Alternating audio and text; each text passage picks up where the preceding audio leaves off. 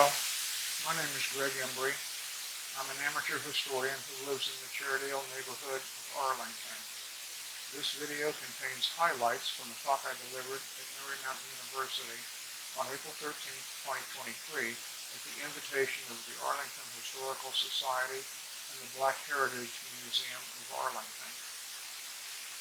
The Arlington sit-ins were not the first sit-ins in the nation, or the first sit-ins in Virginia.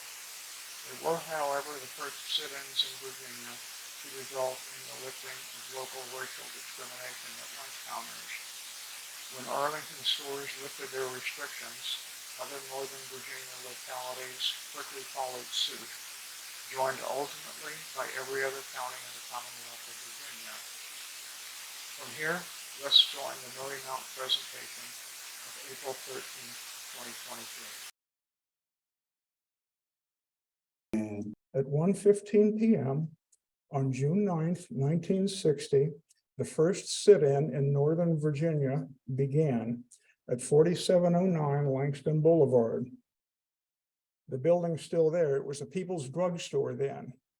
Today it's a CVS. Now, the hardest part of this research project for my wife and me was compiling a complete list of names of those who initiated this sit-in, but we did. There were 7 black and 6 white, and please indulge me while I do a victory lap and read off all 13 names, by golly.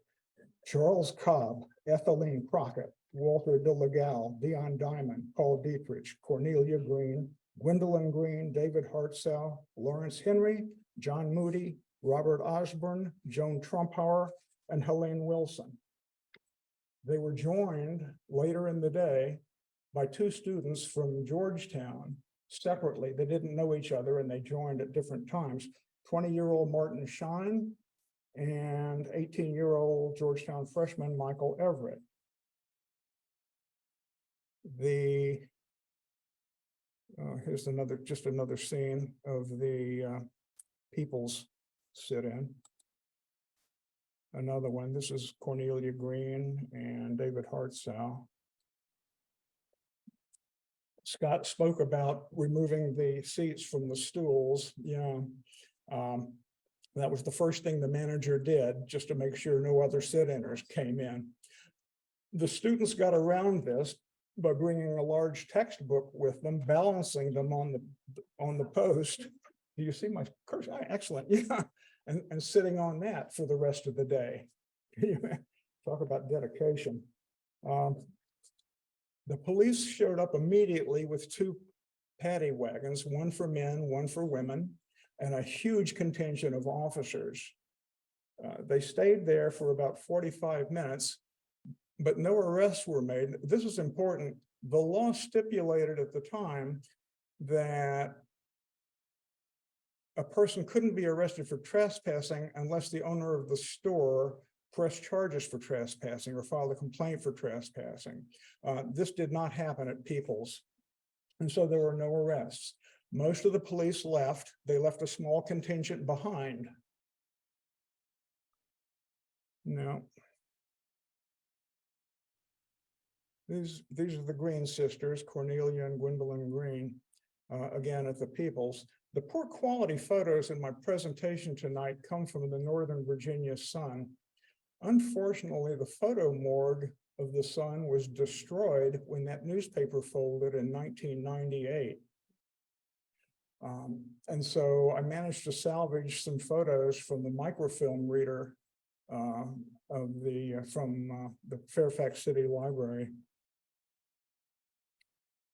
After about an hour, 6 of the sit-inners at People's peeled off and walked down to the Cherrydale Drug Fair. The building is still there, and I took that 1960 photograph of it and melded it in with a more contemporary photograph so you can get an idea of where it is. The Sun and Moon Yoga is at the far end next to Cherrydale Hardware and whatnot. Company Flowers and District Angling, other stores. And here are the six who who started the sit-in at Cherrydale Drug Fair. Lawrence Henry, Joan Trumpauer, Dion Diamond, Charles Cobb, Ethelene Crockett, and David Hartzell. The first thing that happened was two Nazis showed up and started parading back and forth behind them. The American Nazi Party's national headquarters was in Ballston, 928 North Randolph Street. So it was a short walk relatively to Cherrydale for these guys to show up so quickly. One of the signs reads, "Is we is or is we ain't equals," with a disparaging caricature of a black person. And then the other one reads, "The head of the NAACP is a Jew," with a disparaging picture of a Jewish person. Again, the lunch counter was closed. Younger kids started showing up from Stratford Junior High, St. Agnes, and Washington Lee High School. And some of them were supportive of the sit-inners. One girl came up to David Hartzell and whispered in his ear, "Thank you for doing what you know is right." Others were mainly peeved because the lunch counter was closed, because their habit had been after school to go hang out at the drug fair, have milkshakes and Cokes with their buddies. And that was their chief concern, that they couldn't get their sodas.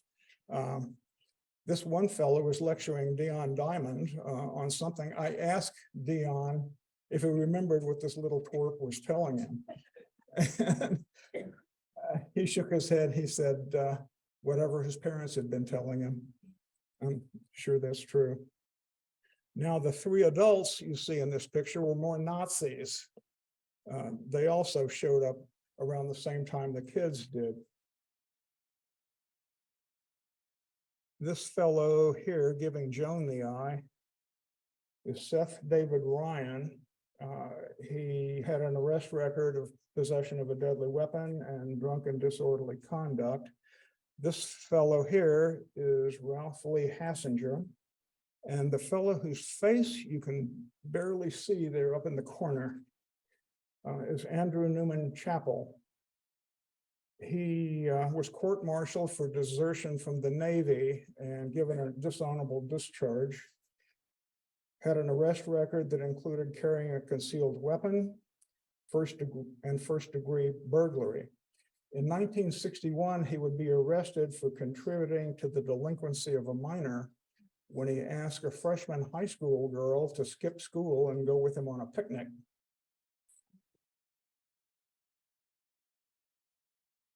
Another scene from the Cherrydale Drug Fair, Lawrence Henry and David Hartzell.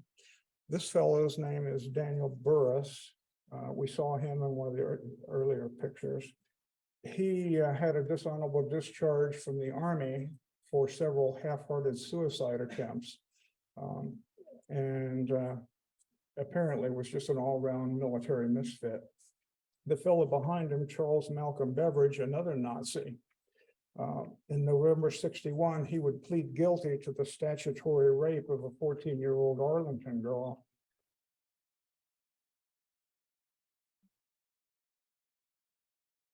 Another grainy photo from the Northern Virginia Sun. This is David Hartzell being asked to swear on his Bible by this Nazi, 63-year-old Floyd H. Fleming. And that's Charles Malcolm Beveridge behind him here. This was Lawrence Henry, of course. He was asked to swear on his Bible that he and the other sit-inners were not being paid by the Communist Party. So, and this is a very rare photo of Joseph Wooten. He was a worker at the drug fair who joined the sit-in after an hour at 3:30. And as soon as he joined it, he was immediately fired.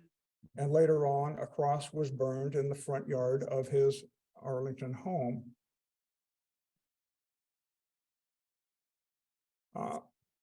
Fleming was the sign painter for the Nazis. So he did this masterpiece here on their headquarters building in Boston. White man fight, smash the Black Revolution now. Nothing subtle about them. The building itself was this ramshackle wood frame house, usually with junk on the porch and in the front yard, but they would spiff it up every April 20th for Hitler's birthday. Okay. Now, today, 928 North Randolph Street is this high-rise apartment building, so don't go looking for evidence of its Nazi past. Okay. Meanwhile, back at the Cherrydale Drug Fair, the kids pretty much went home, and the crowd grew older, larger in numbers, and more hostile and more violent. David Hartsow had perfume poured into the jacket of his suit, and then a lit cigarette tossed in.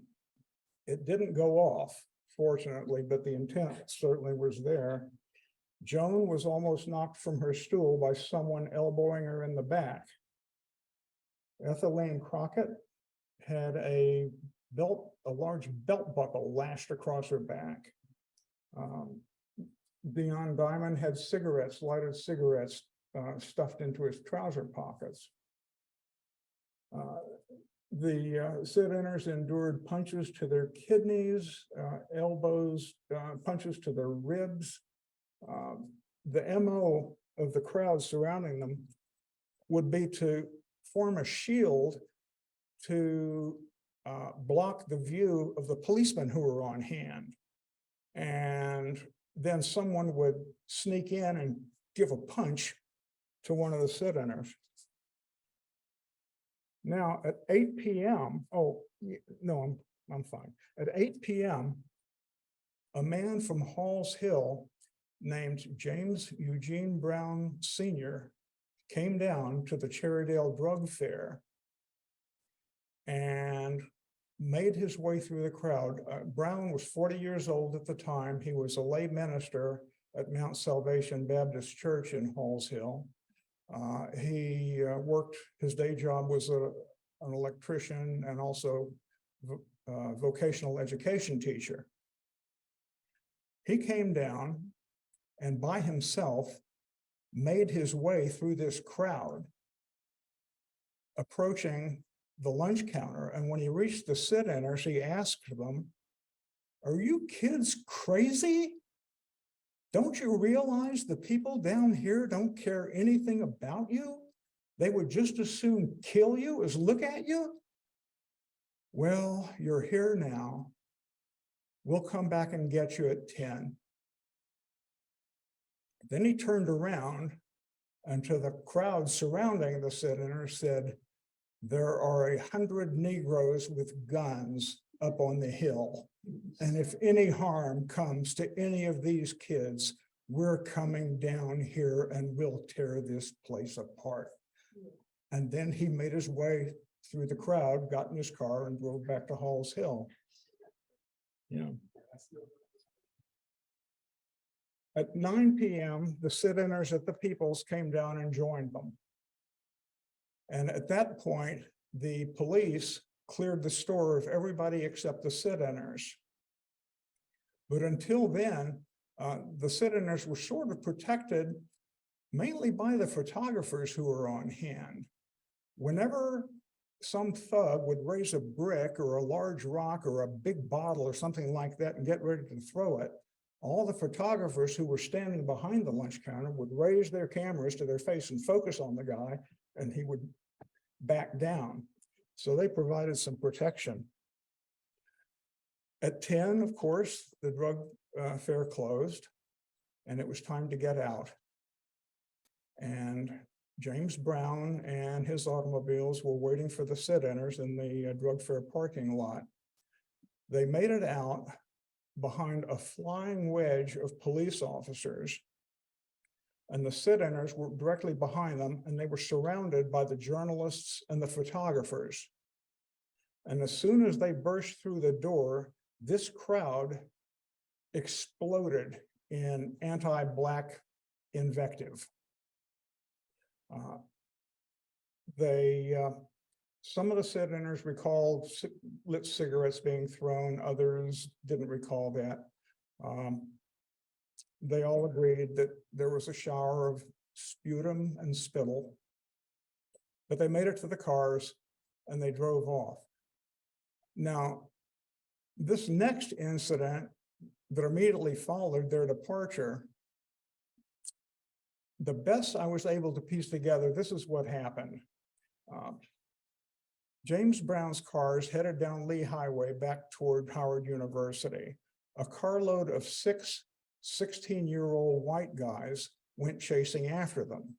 What they were going to do if they caught them, I have no idea. Sort of like a dog chasing a car. But anyway, they went chasing after them. But then a car with 2 Black men in their 30s went chasing after the 6 white kids in their car. And so the 6 white kids realized instead of being the chaser, they were now the chasee. And the 2 cars took this circuitous route throughout North Arlington with the occupants of each car leaning out the window and trading disrespectful remarks with each other. And finally, at the 5200 block of 26th Street North, very quiet residential neighborhood, one of the Black guys fired a .32 caliber pistol through the back window of the white kid's car. It didn't kill anybody. It winged one guy very slightly, and another kid got some cuts on his wrist from broken glass. They were treated at Arlington Hospital, and no arrests were ever made. But it was part of that day. The next day, having had so much fun on June 9th, the sit-ins resumed. Now, it started at 12:05 at the People's and at the Cherrydale Drug Fair. And they also included the drug fair at 5401 Lee Highway near Harrison Street. I think today that's a mattress warehouse or something like that. Unlike on the first day, the students shifted throughout the day from one venue to the next. And at one point, Dion Diamond found himself alone at the Cherrydale Drug Fair. These people around him were not curiosity seekers or well-wishers.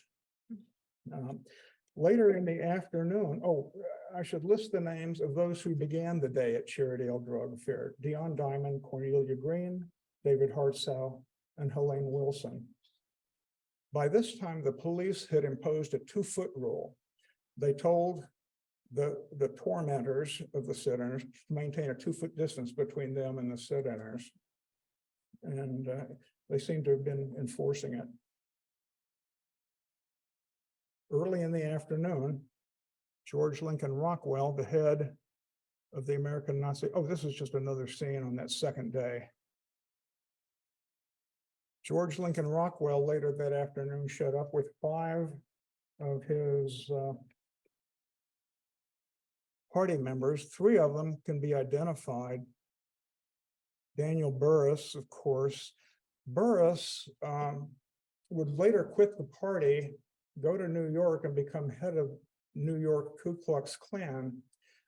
In July 1965, he was outed on the front page of the New York Times as being Jewish and as having been raised in an Orthodox Jewish household, at which point he took a pistol and shot himself once in the chest and once in the head, and that was the end of Daniel Burris.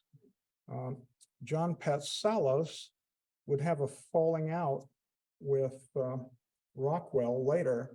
He was his #1 deputy at this time.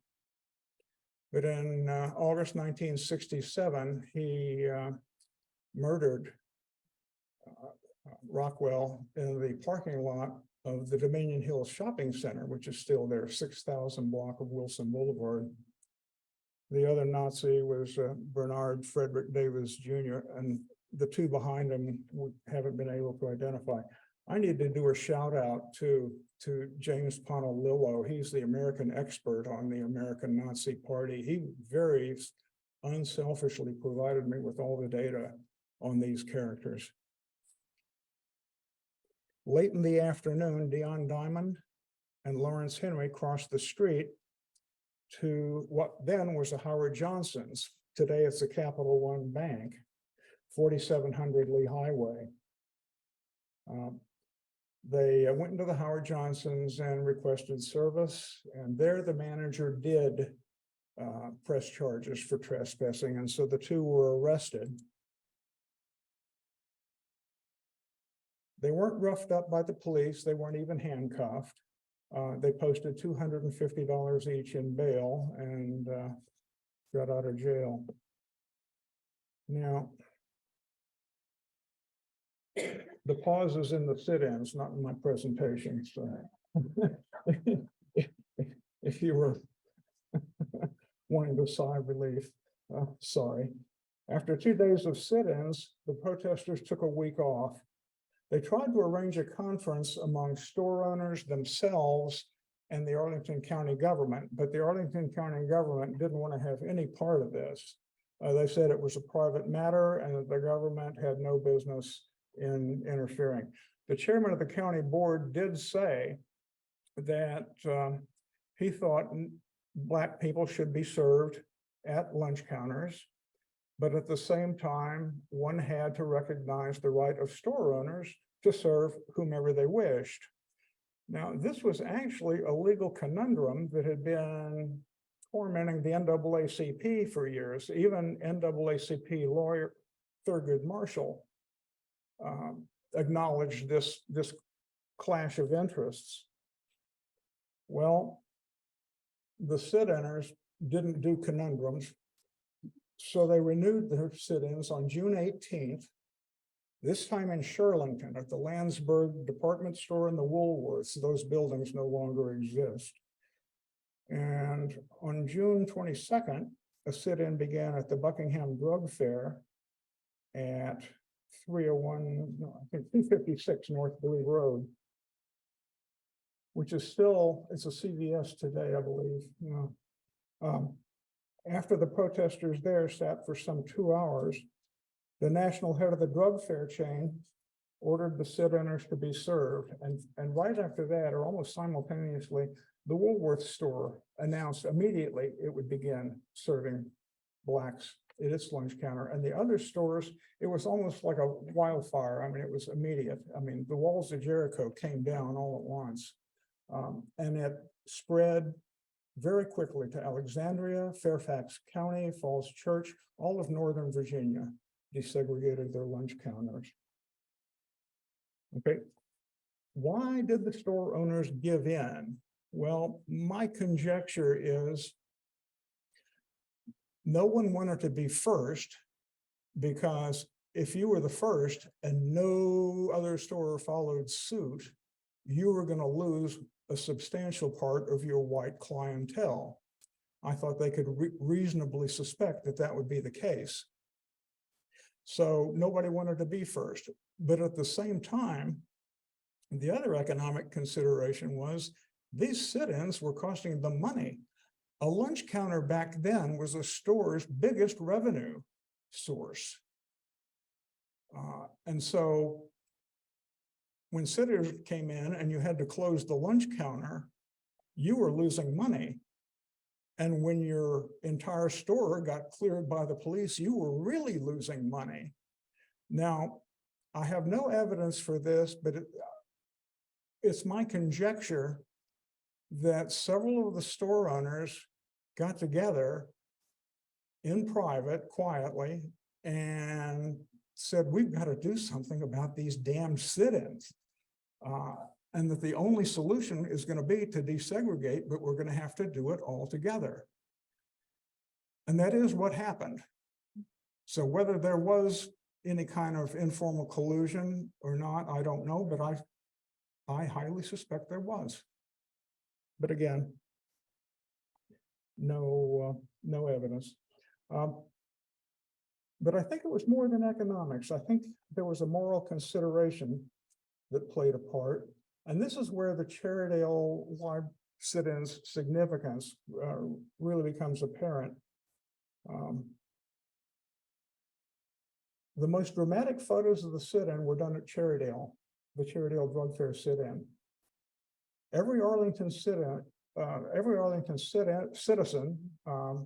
pastor, political leader, store owner would see these photos and contrast the sit-inners who were orderly, peaceful, well-spoken, well-dressed, well-groomed, contrast those with those who were standing around tormenting them, who were the opposite in every respect, and make a moral choice, whose side am I on?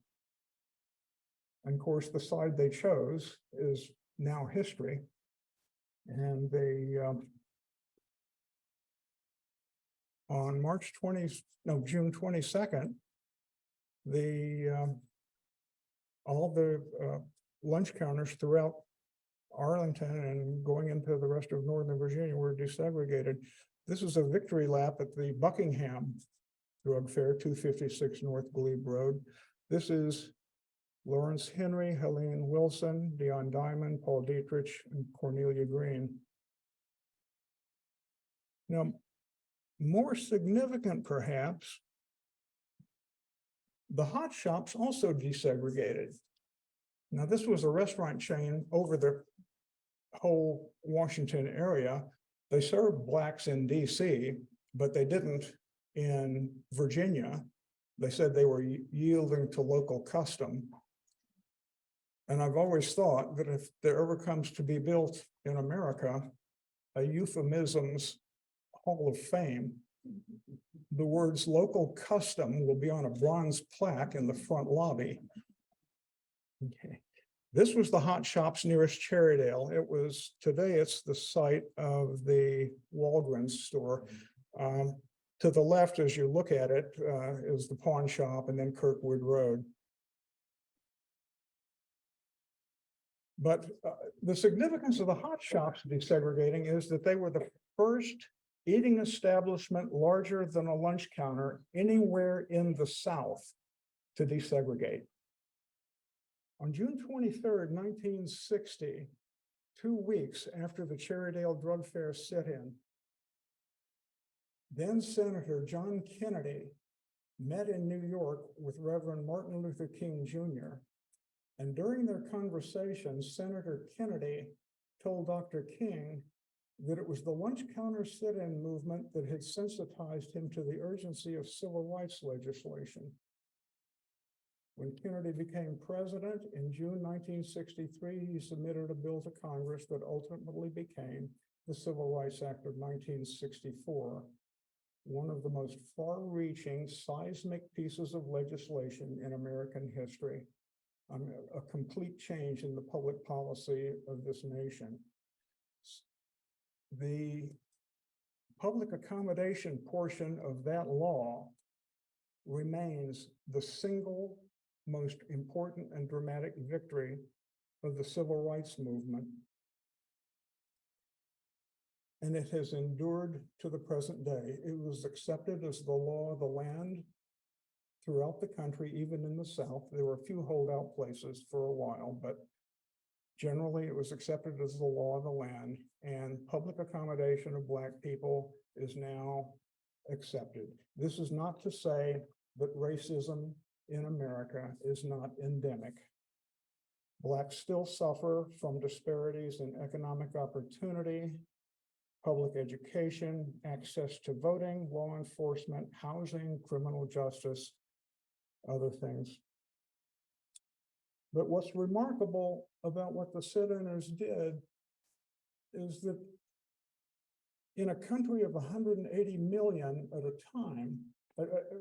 the time, those who initiated the sit-ins scarcely numbered more than a dozen individuals often, and in some cases, even fewer than that. In Greensboro, it was 4 people in a country of 180 million. In Cherrydale, it was 6. It brings to mind the statement by the anthropologist Margaret Mead, never doubt that a small group of thoughtful, committed citizens can change the world. Indeed, it's the only thing that ever has.